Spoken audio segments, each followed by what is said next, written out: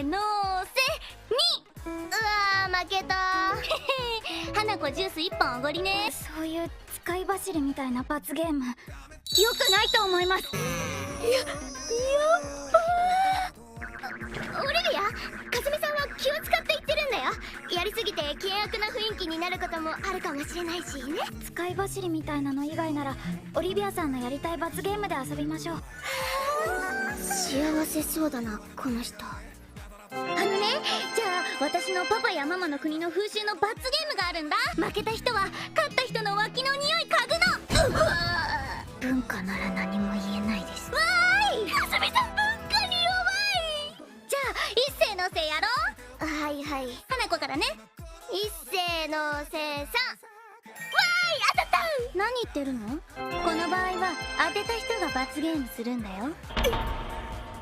じゃあまずかすみさんの家具。はい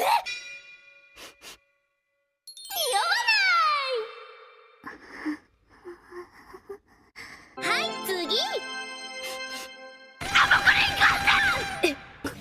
何の動きだろう。うちんちの猫なんでパパのおなら嗅いだら鼻もぐのか分かった。極限だともぐんだ。じゃあ2回戦ね。かすみさん、協定結ば。私とかすみさんで2本ずつあげて4本は絶対に上がるようにする。でニカさんのどっちかの数字を言えば絶対に当たらないから。そうですね、それでいきましょう。一斉のせ。さあかすみ当たった。花子さん。あげてない。花子さん嗅がれるの嫌じゃないですか？一回鼻をもぐのも良い社会経験じゃなくて。かすみ、はいどうぞどうぞ。